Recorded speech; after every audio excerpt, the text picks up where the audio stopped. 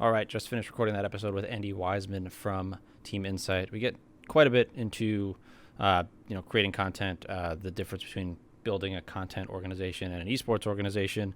We get into, the start of Insite, all the history there, his history, and a few other pretty good things.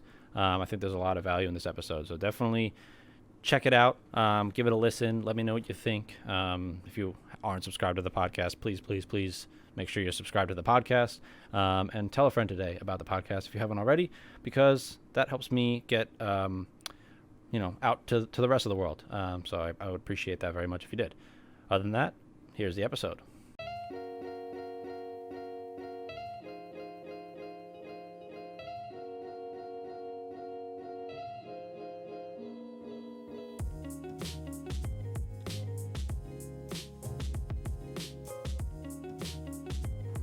Hello and welcome to episode number 31 of the After Hours podcast. Here with me today, I have the founder and CEO of Team Insite, Andy Wiesman. Thanks for coming on. Of course. Glad to be here, my friend. Awesome. So I tend to start all these off with the same kind of underlying question of how did you first get involved in the esports, how did you first, how did you first stumble upon the esports community as a whole? What was the first kind of event you saw, or Twitch stream, or whatever it ended up being, if you remember? Dude, I remember it to the T, black or super clear. I don't remember what I was doing exactly. I was playing like a video game or something, but I remember there was like something on Twitter. I got hit with like a YouTube ad, and I saw it was, I don't know what year it was. It must have been like 2013, 14-ish, whenever Call of Duty Ghosts came out. Okay. There was the X Games tournament for that game, and I remember just being like so confused, like, wait, they're playing Call of Duty at X Games? I'm like, what are they talking about? And I knew zero about competitive Call of Duty at this point. So I just remember like watching, and I saw, of course, Call of Duty Kid. I saw Optic Gaming was playing. I forgot, I don't even know who they're playing, but I remember just watching it. I tuned into the stream. I was like, what the heck? This is the coolest thing I've ever seen. Like, they're competing, and I found out like they're eventually like they complete for money and this and that. And I was like, dude, this is like a dream, because I'm 21 now. So back then I was like 14, 15 years old. So as a 14, 15-year-old kid that loved playing video games, to see that there was like a future and people making money and being in the X Games and all this, I remember it just like totally threw me for a loop. And ever since then, I just got hooked and pretty much did whatever I could to stay involved in it. Yeah, that's crazy. Even back then, it was like, we're not talking near the contract amount and dollar amounts that people are being played, and like it's crazy that like it's come as far as it has in the 6 years that you remember. So that's definitely crazy to think about. So before we get into anything like major, why don't we do the quick intro, like the typical intro / rundown of who you are, what your role is at Insite, or do you guys call it Insite, or do you always just say Team Insite? We always just say TI, abbreviate, make it easy. All right. Sounds clean. Yeah. Oh yeah, that definitely does sound cleaner that way. But yeah, let's get a little bit into like what your current role is, and what your day-to-day operations look like those types of intro things. Cool. Yeah, definitely. So founder and CEO. So pretty much, obviously, that kind of says it in itself. Created Team Insite. That really happened like 2 years ago when I first started doing everything, but more like try to answer your question on like a day-to-day basis.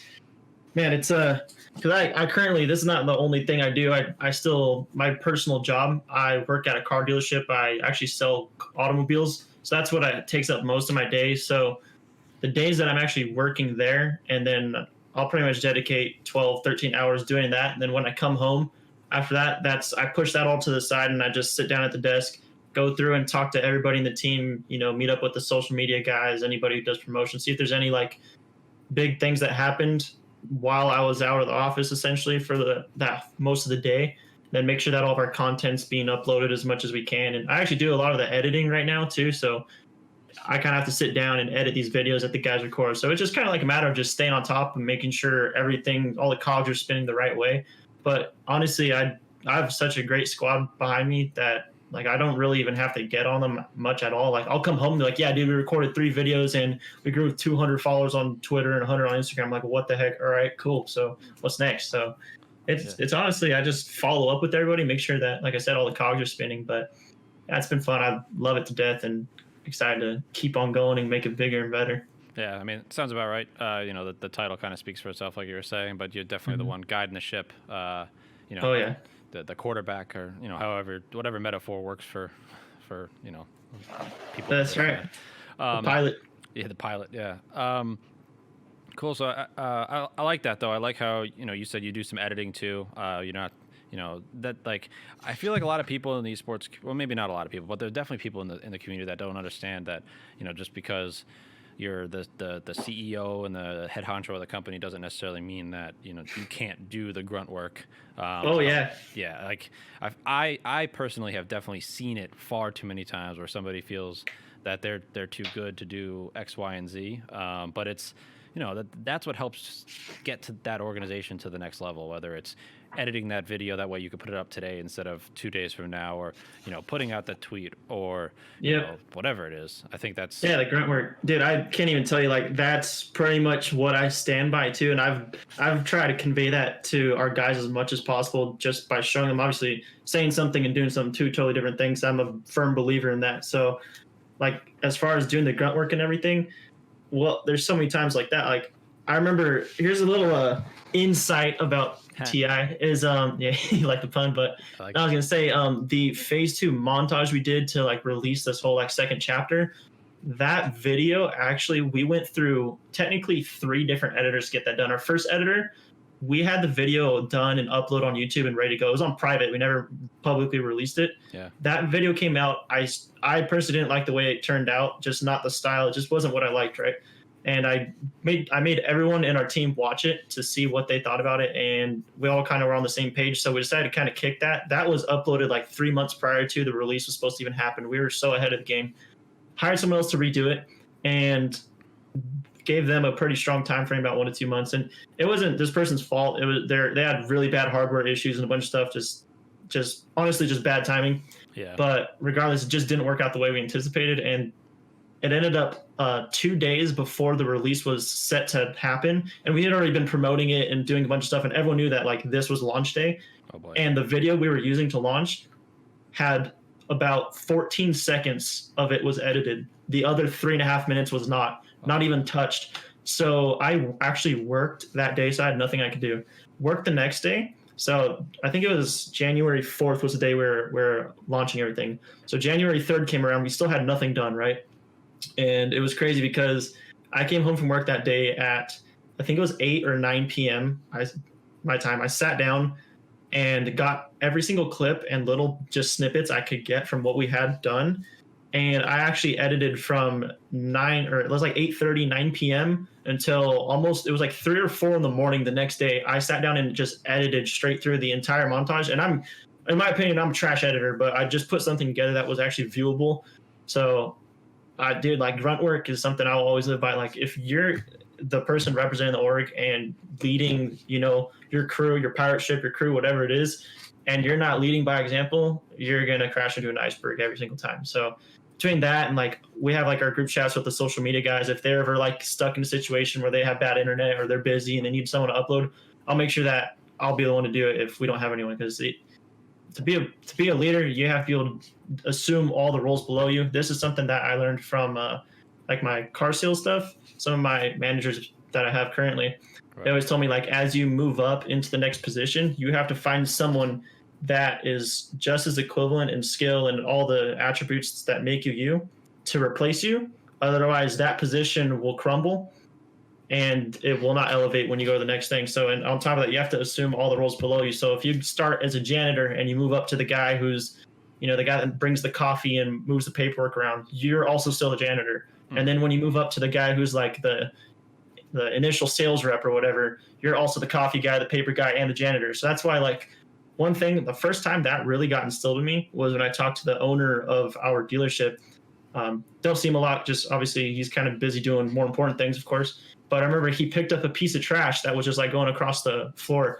Like, it was just a little wrapper, and he just bends over and picks it up, walks to a trash can, throws it away. And I was like, I remember I made a comment saying something, and then that's when he kind of told me that little speech, like, you have to assume the roles below you. So I know, like, there's a lot of people that just get a title or give themselves a title and just, it fills their ego, but you just got to put that aside, man. Otherwise you're crashing the ship. So I'm glad you mentioned that, because that's something I'll always stand by. So Yeah, no, I wholeheartedly agree with you there. I think, I mean, I mentioned it a little bit before, but I think, they're, you know, proving that you're there. Like, people don't necessarily ever want to work for somebody who's just there pointing fingers, telling X, Y, and Z to do this, and this. Like, there's a reason that a founder, owner, CEO, whatever the title is, brings people on to fill a skill set or a need.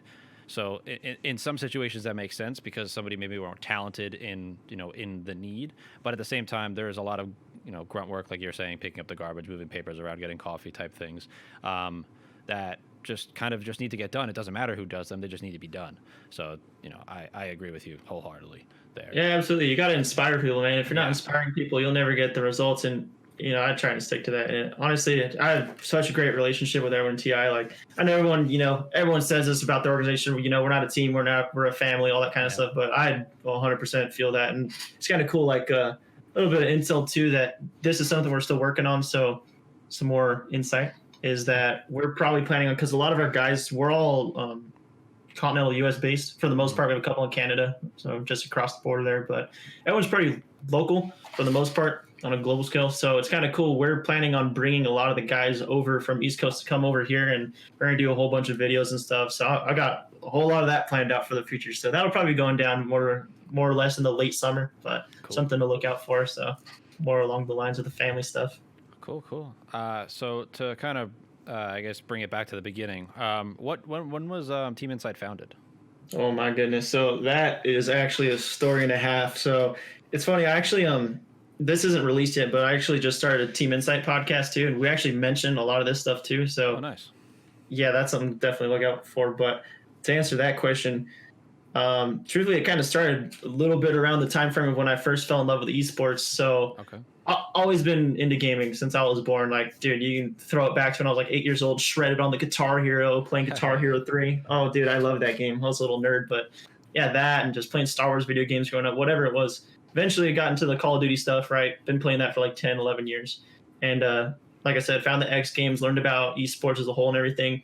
Fell in love with it, didn't really act upon it, just kind of was a spectator for a few years. Mm-hmm. And then right when I turned about 16, 17 in high school, was like my junior, senior year, I had a group of really close friends that were all into gaming, right? And this was like kind of transition period when people were going from the old consoles to the current consoles, PS4 and Xbox One. Right. And so I was an Xbox kid growing up, right? Mm-hmm. And then, you know how these guys, clash all the time, but ended up going over to PS4. All of our friends decided, all right, PS4 is going to be the console we play. And one of my best friends, actually, his name's James. He is actually the one that's co-hosting that podcast with me. He actually is the one that founded Insite, not necessarily Team Insite, but Insite. So what I mean by that is we essentially made like our own little team. We branded ourselves as Insite Gaming back then. And we would just play, competitive Call of Duty and move up through the ladders. And it was actually cool. In the beginning of the next Call of Duty Infinite Warfare came out on like UMG was the main platform everyone was playing on. We were rank 1 for winter and winter and spring, like the playoffs ladder is like 5,000 teams or whatever. We were rank 1 both times, and then like rank 2, whatever, we were way up there. To cut it short, all my friends end up quitting the game and just totally stopped. So that's when this is where transition period and Team Insight started to become a real thing, is because we did the Insight Gaming thing, they quit and it went nowhere.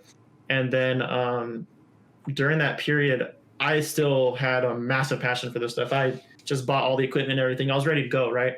And so I found some other friends through online or a couple other people I started teaming with and stuff like that. And it was like this weird transition period where I was going from, I was actually working at a grocery store back then with my first job, starting college and stuff like that. And then during that time period, it was kind of like the teeter-totter going from Insight Gaming to Team Insight. And it was right there where it was pivoting, that I was working at the grocery store, playing the competitive ladder and stuff, but I started to kind of lose interest in it and just realized I wasn't going to be able to dedicate the time I needed to actually really put 110% into it. I was like, I got to figure this out. And plus I didn't know what I wanted to do in my future with college and stuff. So I was going to a little community college, ended up quitting, didn't tell my parents until literally a year later. Dude, that was a whole mess in the story, but everything's good. And pretty much ended up quitting college, did the grocery store, and then through a friend ended up started selling cars and started making a lot more money. And so with that, I was like, dude, I have no bills. I'm living at home. I love esports. I'm not going to compete. I was like, I could start my own team. And so it kind of just the cog started spinning, and I was thinking like, how can I do this? And I just started slowly like putting things together.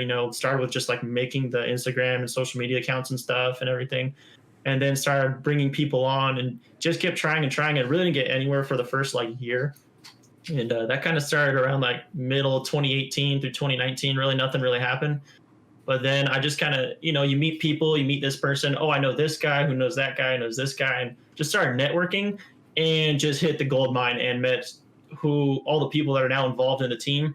And honestly, it just clicked. And ever since then, I've just been able to, luckily through work, just that place has worked out for me really well. And I've been able to fund the team. And through there, we just kept on growing, added more people, trying to create better content, hiring people who are really good at what they do. Because I can do a lot of the things that you can do in esports. Like I can record videos and attempt to be entertaining and all that kind of stuff, edit videos, do all the social media posts. So I can do like the jack of all trades of that stuff, but you always want to have the best person in each position, because if I were to do everything, it makes absolutely no sense whatsoever. So right. We just kind of started filling the spots that need to be filled. And ever since then, dude, it's just been amazing. Like even just little stuff like, I mean, you can see back there, shout out to Sector 6 if you guys don't know who that is. That flag right there, just little things like bringing it to life has been so cool. So pretty much, yeah, just started as a kid who loved Call of Duty, found about esports, then refused to live without it. So we're here now and ready to see where the world takes us. Yeah, awesome. That's great. I think so one thing that I really liked about how you're running the organization is and this isn't something that's like super uncommon in the space, but it's not something that we at Sector 6 deal with all that often, where you're breaking up these different apparel drops into different phases, and it's not necessarily just an apparel drop. It's more of a phase within your organization. Like I don't know how much changed from phase 1 to phase 2, but I know that's past just your apparel, right? Like you were looking at doing some major things in between, right? Oh yeah, absolutely. It's that's cool. One thing, like I'm really big into storytelling and branding and everything like that. So because it's kind of cool, as if you're going to be doing something like this, you have to tell a story. At the end of the day, every esport, every gaming company, organization, whatever you want to call it, we're in the entertainment business, right? So you figure whether you're reading a book, that's one way of entertaining yourself. You're watching a TV show, which they split up into seasons, things like that. It's all entertainment. So that's kind of what a lot of people don't realize. People just, bring a team together, send them out to tournaments and just tweet their placings, which is cool. Like I get it. Everyone's got to try and do their thing. And obviously I hope everyone succeeds, but I just try and take it to the next level. And that's where the whole phases kind of introduced. Like, as I said, books have chapters, TV shows have seasons, Team Insight has phases. So the whole thing from phase 1 to phase 2, phase 1 was like pretty much like the first shot, you know what I mean? Like the first attempt, I still feel like I don't, but I had absolutely no clue what the heck I was doing. So I was like, phase 1, like this is our first shot at it. Let's figure it out. I don't know what it's going to do. We're going to try everything we can. We're going to fail, but it's part of phase 1. And so that was like, bring people on, figure out what we could do to get our name out there and stuff. And obviously that just flopped super hard. Like no one even knew it existed. But as phase 2 came, we did a good job of like pumping up the fans and like promoting it, and then following through and being held accountable for all the content I've been releasing. And like, it's just little adjustments too. Like I just got, a camera and everything. So like using that just to up the video content and then hiring the right editors and stuff. So it was like, yeah, the apparel changed, but so did we. So it's just kind of like a part of the storytelling moving up in the next phase. So got a lot of good stuff planned for 3. So it's going to be a lot of work, but I'm not going to tell anyone anything about it, but keep your eyes peeled. That probably won't happen until 2021. So okay. So I was just going to ask: are you looking to make this like a yearly thing, or just kind of semi-sporadic? Is there like a time? No, frame? There's definitely a time frame, and it's truthfully as of right now, it's kind of be like every single year a new phase comes out. But depending on how it all goes, that might start to increase in length. But I would say it's going to be plus or minus a couple months of a year each time. So that makes sense. Yeah, I mean that's like a good chunk of time. That way people can get used to it, but it's also like often enough that it feels fresh each time you make some type of adjustment like that. So I think it's a good time frame for me at least. Yeah, absolutely. I love it. Now, as obviously we got into a little bit before, what your day-to-day looks like as the quarterback or the pilot or whatever word you use. How do you how do you best keep everything on track? So like everything is in your head, right? Like you know where you want the brand to go. But what would be a piece of advice that you could give somebody who is struggling with keeping everything on track? Maybe it's an organization thing. Maybe it's more along the lines of just like communication or whatever that is. How do you best keep everybody on the same page and headed in the same direction? Dude, the easiest way that I found, and I failed miserably at it the first time around with phase one, was staying in communication with every single person involved in the organization, everyone from CEO to janitor, like I said. Because if the guy, let's put it this way, if your janitor doesn't know how that place is supposed to look, it's never going to look right to you. It's never going to look right to the fans, the viewers, anything. But if janitor knows, hey, we're supposed to have, this plant's supposed to be turned this way, and the sign's got to be on from this time to this time, and it's got to be spotless. All of a sudden, that leads into the next thing, leads into the next thing. And like what I try to do is I talk to our guys as often as humanly possible. Mm-hmm. And if I ever have ideas or kind of like a vision of how I want to start moving into the next steps, especially when we go from phase to phase, I make sure they're in the loop with everything, because not only does that keep everyone on the same page and things flow consistently, but you gotta realize these guys are content creators and they are the most creative people in your organization, as long shot from what any CEO could ever be. And so when you keep them in the loop of everything that's going on, all of a sudden you have, 10, 20, 30 other brains working. Like, dude, you'll get someone who will say, some sort of idea, and you're like, I would have never thought of that, but that's genius. And then someone tries to figure out how we can make that happen. Then someone else knows a guy that works on that part of what you need. And it's just a matter of, honestly, communication is the biggest point in making sure everyone's on the same page and aware and just going over it with everyone. So just try to keep things tight knit, make sure all your stuff's locked down, and just be in communication with everyone. Yeah, I like that. So prior to Sector 6 full time, I had worked for Target. So I'm pretty familiar with like at least from a retail and like Target standpoint, how like that multi-level management kind of scheme, or maybe not scheme, but like the pyramid looks, where there's everybody from the cashier and like the sales floor rep all the way up to the store manager. There's a lot of different levels of like management, and I've always not necessarily agreed with keeping people out of the loop with things that are semi-important. Whether it's viewed as important or not important or whatever it is. Like I've always felt that over communicating is going to get you further than withholding information, because without getting, I guess, into any type of crazy specific scenario, there's been plenty of times that I've seen personally where upper management holds a piece of information away from a quote unquote grunt employee. If you hear that noise in the background, my neighbor's doing some stuff. No worries.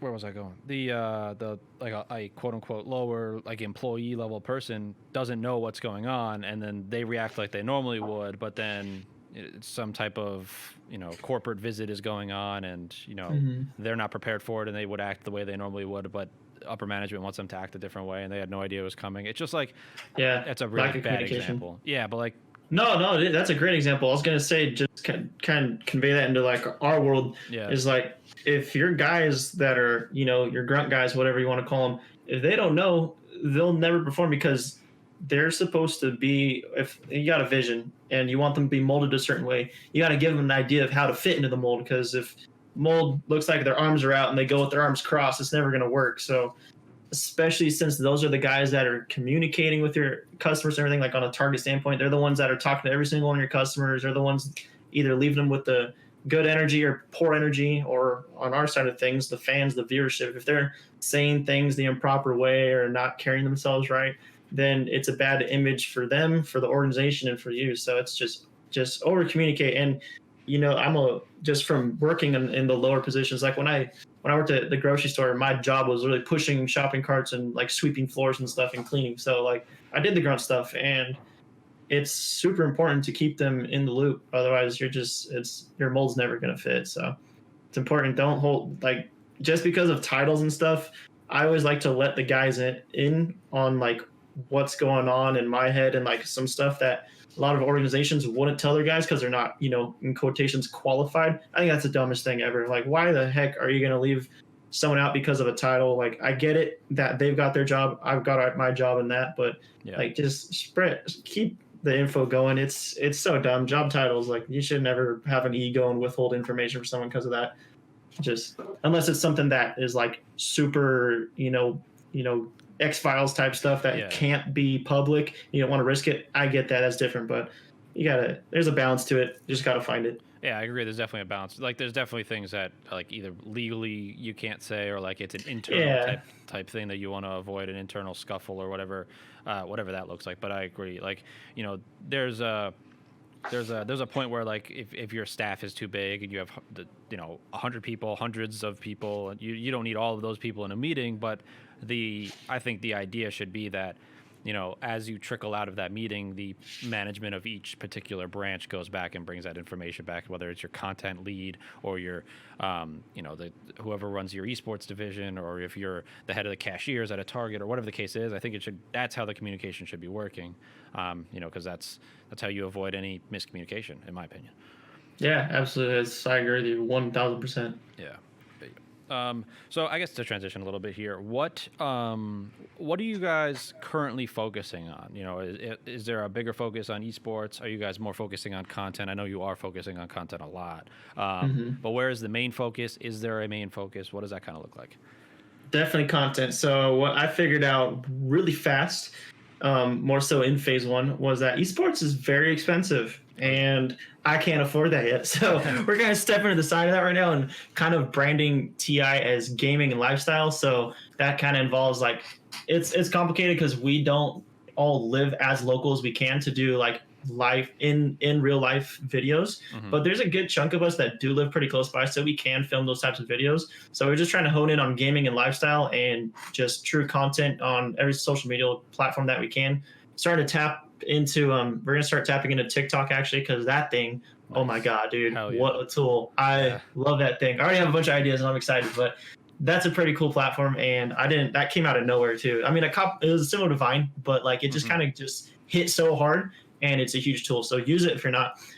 It's always good to get your name out there as many places as possible. And I learned, once again, that's another trait I learned from car sales, is that you're not gonna. It's the best way to get in front of as many people as possible, because the more people that know your name, the more people are going to spread it, and just keep it positive. But regardless, the whole aim of Team Insight, like you're saying, is definitely content, because my whole strategy to this is build the content and just lay the foundation out, and you can't build the roof before you lay the floor down. You know what I mean? So we're trying to make sure we get our structure set, make sure all the pipes are good, everything's, locked in tight. Then at that point, once the funding starts coming in and we start to grow the pillars, that's when we can start branching out and putting all the decorations up and starting tapping into esports and different, pieces of gaming. So I'm excited. That's the route I chose to take, and we're doing a hell of a job so far, and it's only going to get better.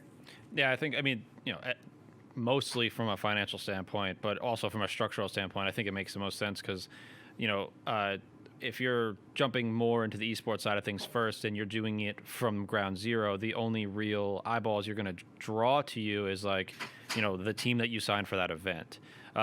Whereas with content, you're building that fan base truly from zero, whether that starts off as your content team or people that are fans of the content team, or the internal, even if the only fans that the organization has is just the staff that they have. Everybody's got to start somewhere, and the consistency, you can control that. You can control how much content goes out. Whereas if you sign a team for an event, you don't know how they're going to perform. They don't know how they're going to perform necessarily. So I think starting from content, I agree with wholeheartedly. I think that's definitely a good place to start, and focus, and then obviously grow from there as you could afford the bandwidth and the finances. Yep. And I've learned too that, I 100% agree with how this works and understand it, because I've been a competitor before. I played baseball for like 13 years, so I get it. And then also I competed in Call of Duty, so I get it.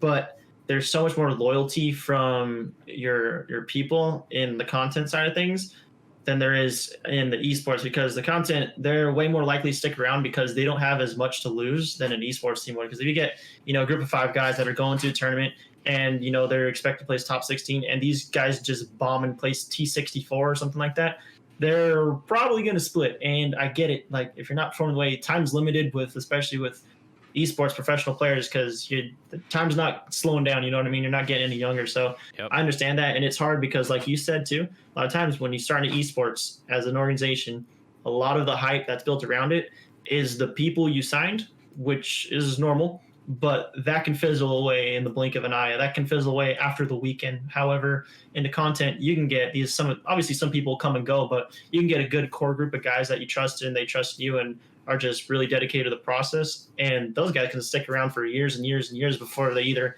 decide to leave or life happens, or maybe they stay forever. So I found that there's a lot more loyalty and consistency in that. And it's also a better, financial option too. So I think if you're really starting an organization from day zero, go content, hammer it out as much as humanly possible, and then once the funding comes in, start spreading.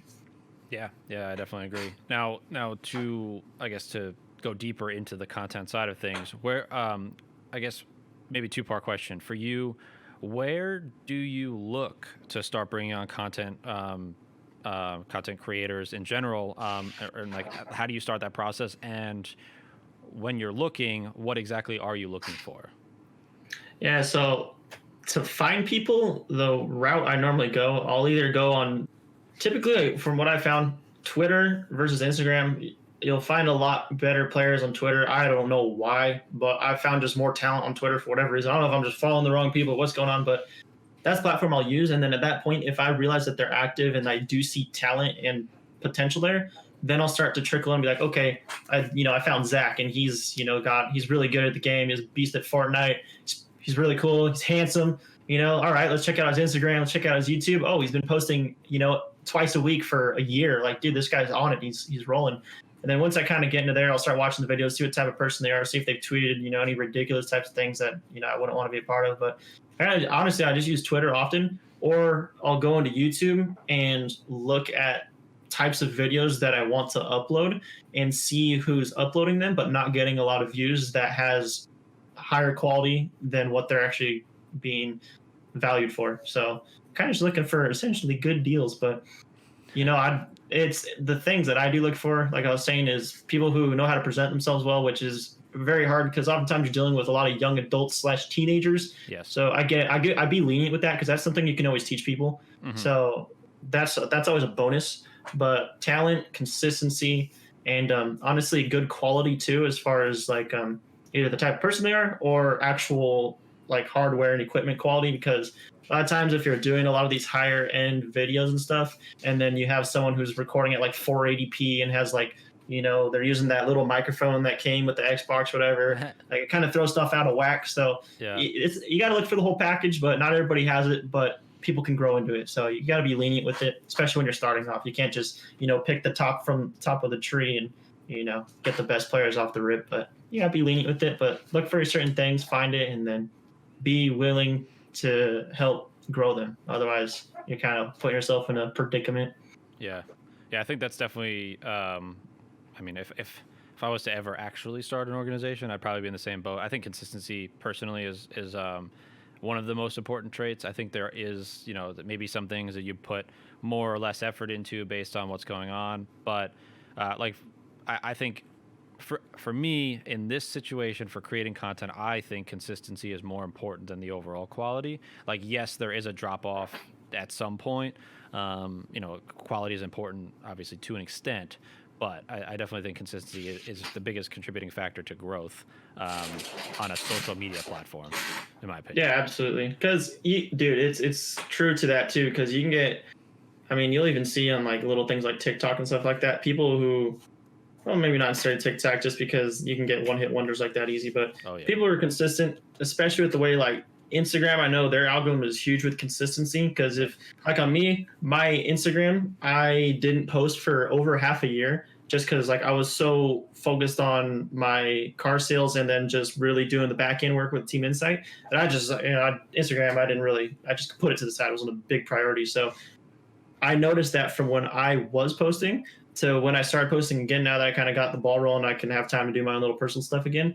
But I like all my engagement likes like got cut in half just because I hadn't posted in so long that it wasn't rolling it out to a lot of my people's feeds or followers' feeds. So I was like, dang, like that, algorithm just killed it. And I know YouTube's the same way, Instagram. I don't think really Twitter's too much like that, but consistency, man, that's a powerful tool. And it's crazy that so many people overlook it too, because like even think of it as like either working out or trying to get better at a sport or anything, trying to get better at guitar, whatever it is, getting smarter. You gotta be consistent. You can't go, you got to test on Friday. All right, I'm gonna study Wednesday and then I should be good. No, dude, you got to study every day for the whole week and then you'll be good. You can't just work out once a month and get buff and look like Dwayne the Rock Johnson. You got to work out every day, do your thing, get in your routine. So consistency is all around you, and that's what puts you up to the next level. So you nailed that. Yeah, no, I obviously I agree, because I mentioned it before, but like definitely whatever it is you're doing, content, anything, you mentioned like working out or studying or whatever, consistency is definitely going to be what's going to get you to where you want to be. So definitely all aboard that. So I definitely wanted to talk a little bit more in detail about phase 2 and the apparel specifically. So I remember watching the video when they were released, obviously some slight insider information over here because we got to see the apparel a little bit early because we made it. Of course. But what was the idea behind how you created that video and the emotion that went into it, and the whole idea of like the release of the apparel and the designing of the apparel? I wanted, like I said, obviously I'm big into content and big into just making it as high level production as possible. So my whole idea was, okay, we're going to launch this super cool montage, which was not as cool as I wanted because of all the hiccups. Regardless, it happened.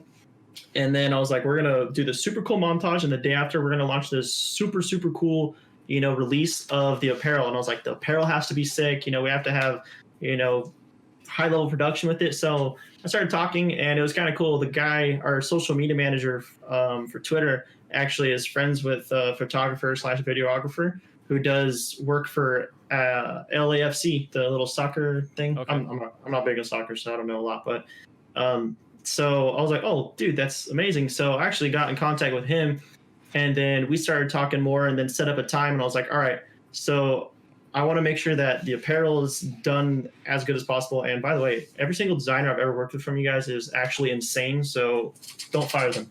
And we have no intention to. Good. And no, I was going to say, like, actually I'm wearing it right now. So I don't know. I don't know if you guys can even see me at all on the screen or not. Are they able to see me? Yeah. Oh, awesome. So I probably look a little dumb doing this right now, but you can see, like, kind of looking into this whole like camo section on the bottom is actually more reference of the phase 1 apparel. Right. I wish I had it with me right now, but I don't. But that kind of what we want to do is incorporate, like I mentioned this actually in that phase 2 apparel drop video, is that we want to incorporate what we had in phase 1 on the jerseys into phase 2 one way or another. And that was by putting this camo on the bottom, because like the whole idea is not only is it cool going from 1 to 2, but it was also like on like a more like a stronger standpoint, that we're taking what we learned from phase 1, and especially what I learned going and trying to run this whole operation.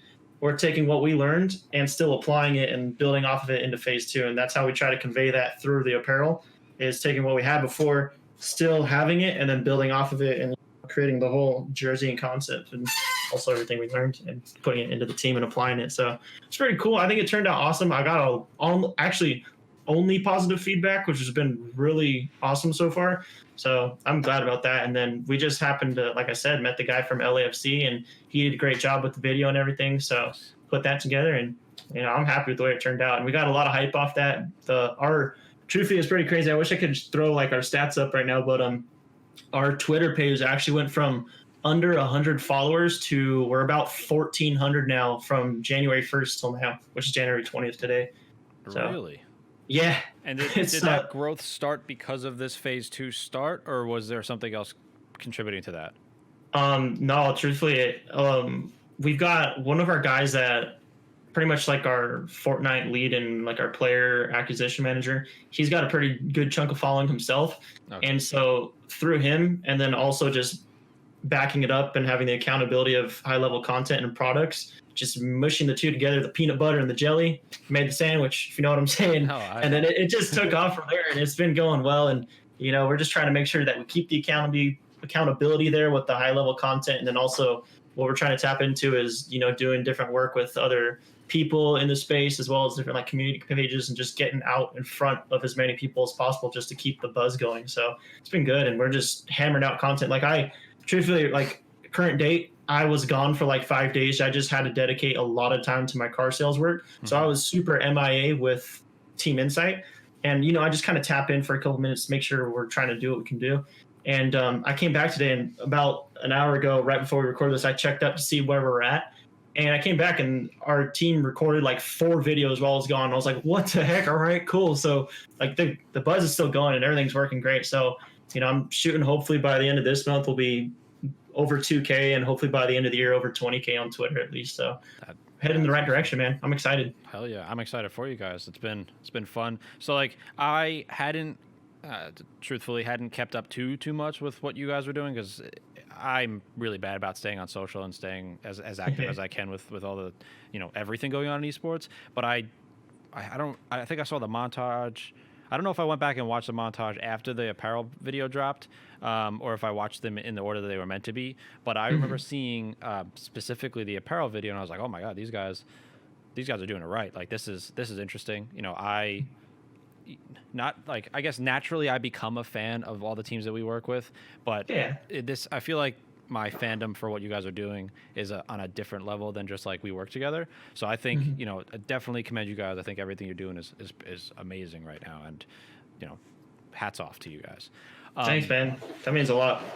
You got it. So you mentioned, well, I wanted to mention 2 things here. First, I find it really interesting that you could step away for 4 or 5 days and are comfortable and just everything going smoothly.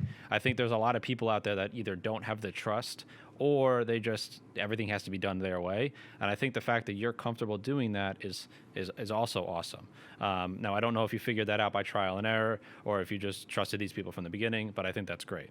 And I didn't really have much to get into aside from that. I just wanted to note that. But with that, you mentioned that all the videos were recorded and all that. Do you guys have a strict posting schedule that you're set to, or is it just kind of we want 2 a week, or is there more to it than that? Definitely more to it than that. So actually, I create upload schedules going into the next month. So that's actually what I was going to work on. Truthfully, that's funny timing. That's actually what I was going to work on tonight, was our February upload schedule. So like for January, this whole phase 2 release, that was already set in stone. Like at the beginning of December, we had each day set up for what time the videos are going to upload, what days, what type of video, the titles, everything.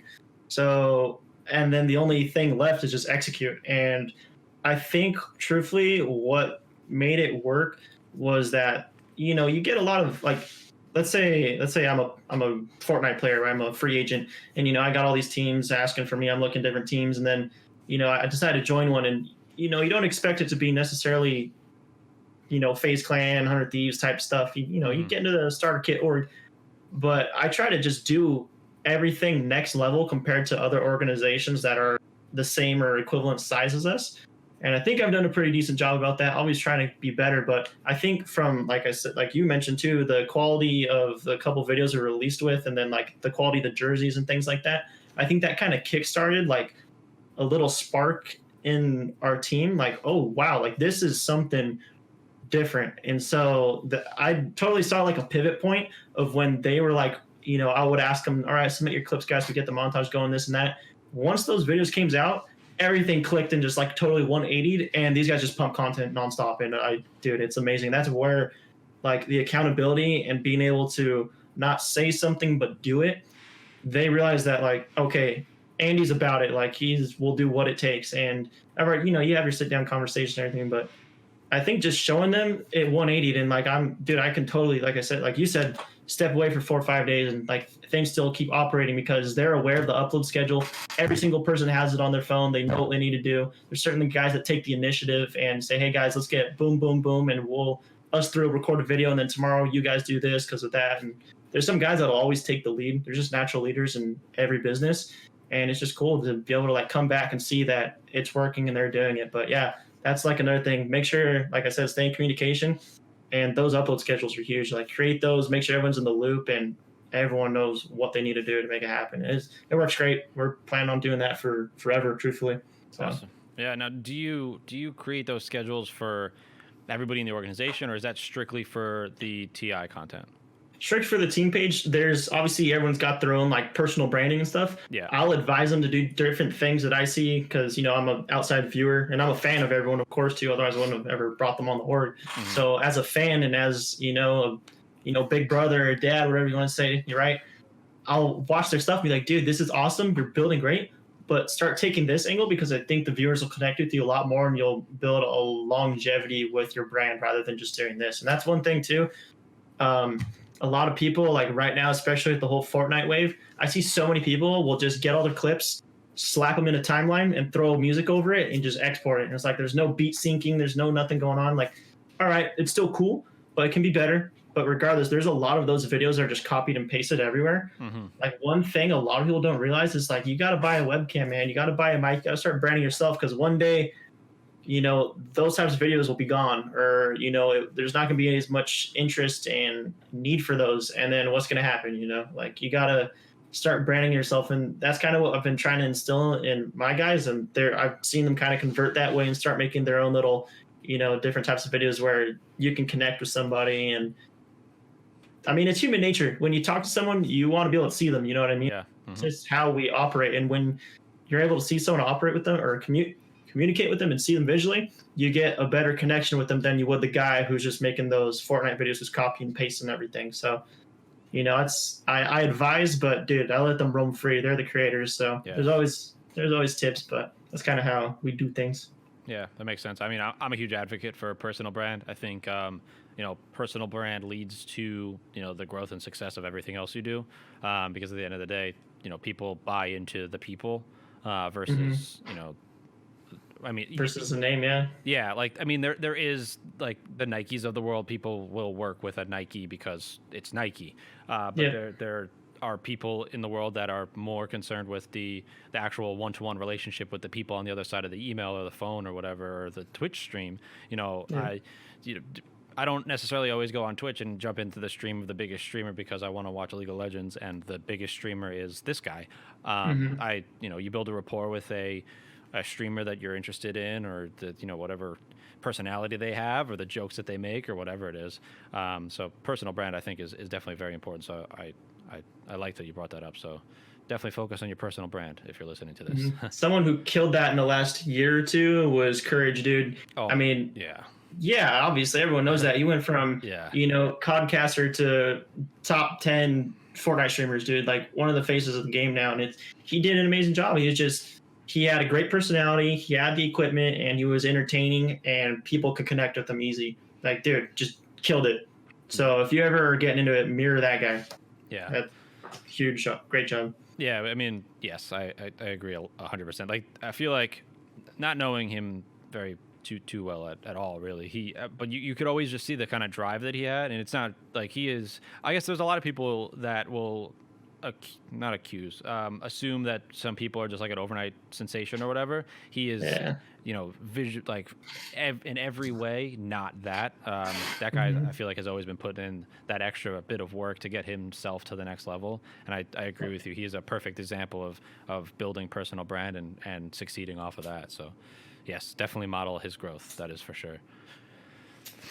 I guess to transition out of content a little bit, I know you have a lot of plans for phase 3 and the future of what you guys are doing, but what and I know that there's probably a lot of that is held pretty close, but is there anything that you can hint at that you guys are working on for either by the end of this year or into next year for the next phase?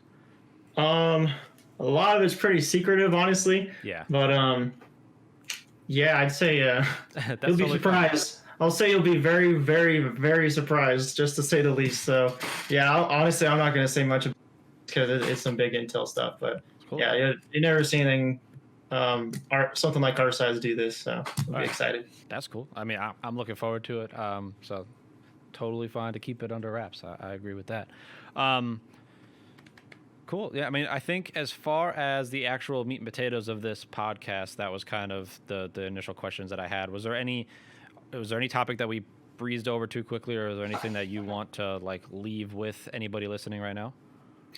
No, man, I'm just truthfully, if they're, I mean, everyone that's kind of watching this, I'm sure you guys are familiar with Sector 6, dude. I will stand by you guys forever. So if you need something done, go work with them. And then if you guys don't know where we're at, Team Insight, follow, subscribe, all that good stuff. And I have had a fantastic time here. So awesome. Yeah. Well, that helps me transition to the shameless plug portion of the podcast. That's right. I know you mentioned the how to find Team Insight, but where is the best place to find you on social media? Whether it's whether it's to ask about how we could work together, or how someone could join the team, or whatever the case may be. Definitely Twitter at TI_Aninator. I'm right there. You can find me through the team page or wherever is easiest. But Twitter is definitely the best platform for getting in contact with myself or even the team. So definitely hit us up there. Cool. Awesome. I think that's it. That brings us to the end of the episode. If you are listening to this episode because of Andy, you're probably already following him. But if you're not, make sure to check out both his channel and Team Insight. If you made it all the way through to the end of this episode, make sure you are subscribed to the podcast and leave a comment for what you thought about this episode. And without further, that's probably not how you end it. But anyway, we will see you in the next one. Have a great day.